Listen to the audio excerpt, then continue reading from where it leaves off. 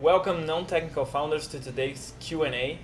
As usual, I haven't read the questions, so I'm gonna read them, react, and see what comes to mind. What do you think about focusing on revenue on the first version of a product? Does monetization, didn't get it. Is monetization worth the tech investment for a kickstart? Yeah, I think there's no difference between a tech investment for monetization and a tech investment for usage, right? Both are kind of the same. So the answer for that is it depends a lot on your business. If you're creating a consumer business, it might make sense not to monetize in the first version. If you're creating a business-to-business startup, you should monetize even before you build a product. That's my take on it. Even with consumer apps, might be good to have tested some of your monetization strategies before building a product, like creating a concierge MVP, which is an MVP that doesn't require tech, like only the front works and the rest is done offline, right? So yeah, it only makes sense to postpone monetization when you're shooting for the moon, right? When you want to become the next Facebook, for example.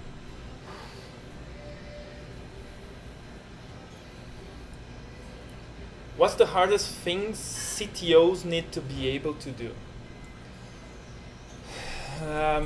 Yes, the CTO, the best CTOs usually are results driven, right? Goal oriented people, especially the best CTOs for early stage startups, because you need to make things happen fast.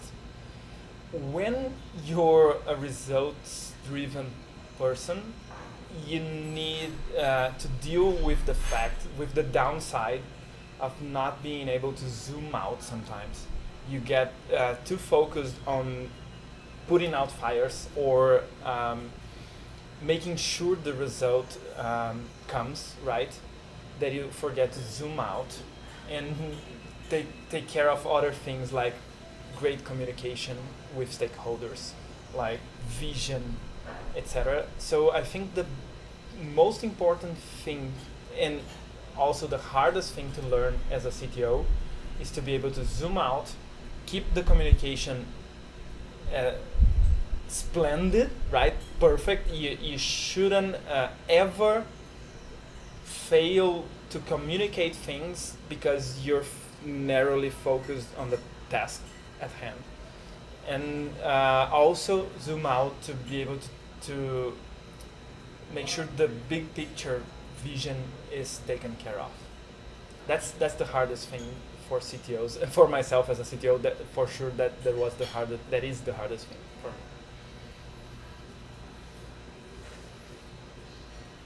I have a startup idea, but I do not code. I am just starting to think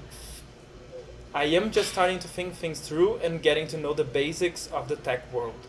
My question is, if I hire a dev shop, will I own my code?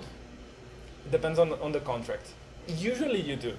I haven't heard of a dev shop recently that wants to own the code they built for you. So usually you do, but make sure you read the contract, and the contract makes very clear that in the intellectual property of your business, your product, it's yours, right?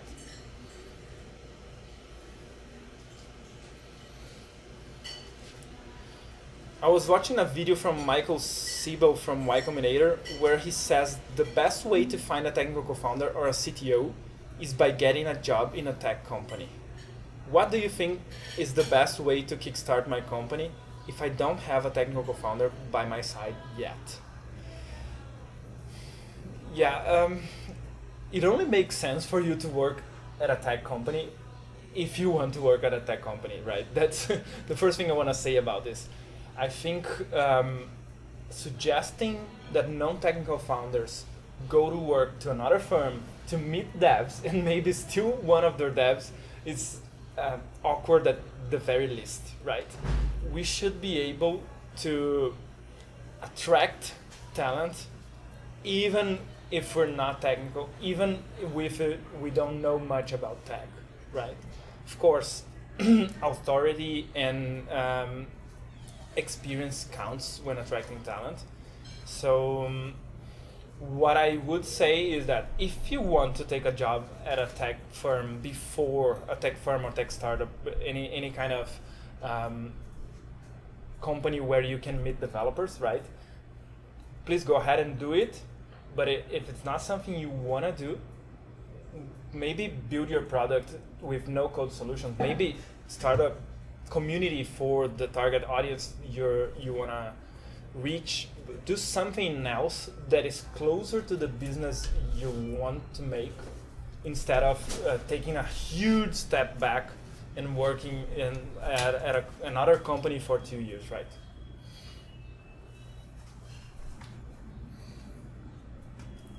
What do you consider the pros and cons of raising funds with a crowdfunding campaign to develop the first version of a product?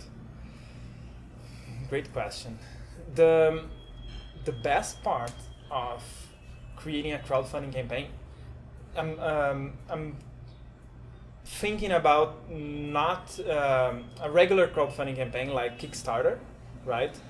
Is that you don't have to give up the equity of your company. The business remains yours.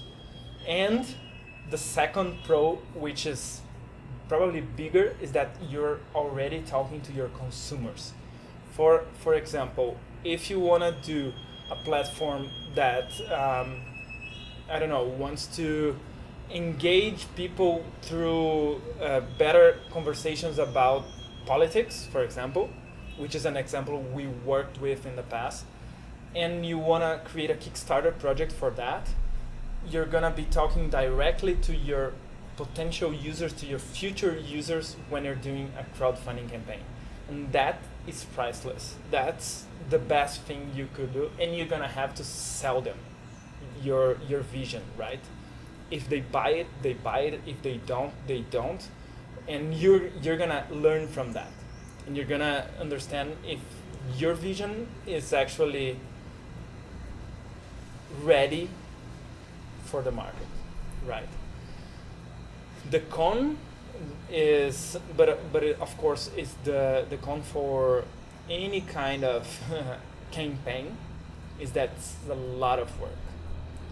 So if you're not 100% committed to your project yet, maybe it's better that you don't create a crowdfunding campaign, because for it to work, you're gonna have to put a lot of energy, and you're gonna have to really sell things to people. And when I say sell, not in a pushy way, salesy way, really communicate, really engage with people, really bring your vision to the market straight away, right? If you're not ready for that, don't do a crowdfunding campaign. But of course, if you're not ready for that, you're probably not ready for pitching investors as well. I don't know.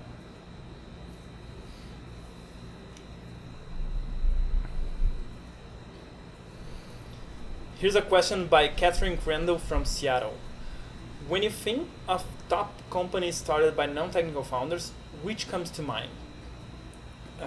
Airbnb is the first one to come to my mind. I recently visited their offices in San Francisco, and it was special for me because of their non-technical background. Airbnb, during almost the first year, did everything non-technical founders should do. They are the two initial founders. They are designers, and Nathan, their CTO, only joined, 6 months to a year after they started, and they went to their clients' homes to take pictures of their apartments before they had photographers do that. They traveled constantly from the West Coast to the East Coast to make this kind of work. they sold cereal to be able to pay the rent while they were building. They created a lot of offline, non-scalable things, right? And it's a good reference is that Paul Graham, in his amazing article, Do Things That Don't Scale, mentions Airbnb for that, right? So it's top of mind for me.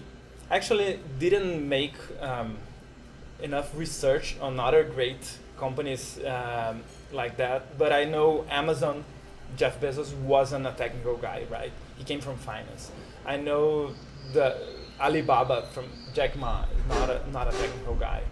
I'm not remember anyone right now, but I know there are many.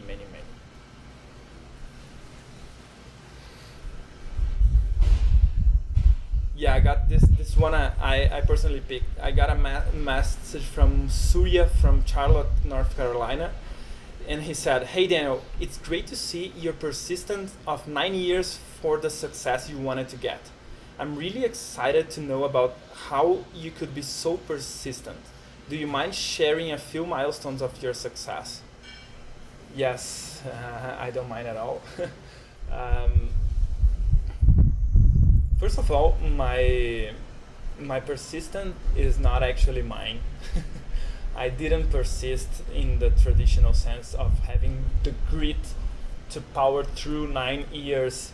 And by the way, Surya is mentioning my period before my transition between non-technical founder to CTO, and then spending next close to 9 years as CTO of many projects, and then coming back to the non-technical side, which I share on my book, Way of the Non-Technical Warrior. Whoa! Way of the Non-Technical Founder. That's weird. So,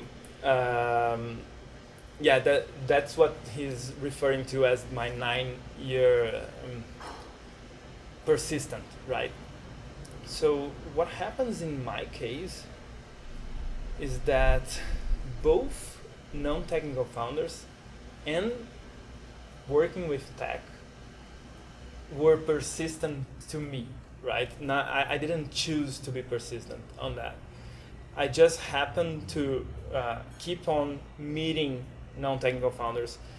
The founders that I rejected, that I said I wouldn't work with them, they kept persisting themselves and coming back 1 or 2 years later and saying, "Man, now I really advanced and I wanted you to join me as CTO," or I needed money and doing work in tech was always in great demand, right? This kind of thing just kept coming to me, and so it wasn't much persistent. Quite the opposite. I tried to give it up many times during those 9 years, actually. So for me, it talks more about service and about doing the things that people are looking for than about grit and powering through and being committed to your dream, your vision, whatever. I wasn't that committed, but I remained interacting with people. I remained open to serve them. Sometimes I didn't, but most of the time I did. And over time, that experience became a big experience, something that I understood I have a lot to share and a lot to serve, right? A lot to contribute to serving others.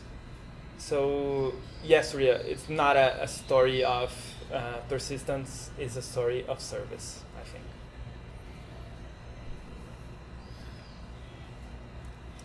And that's it for today. Thank you very much for sending great questions.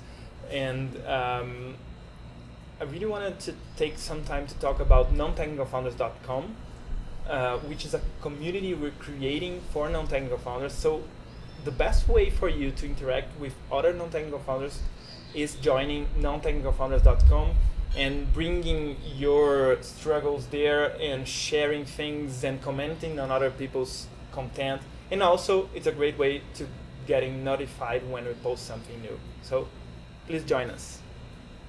See you tomorrow.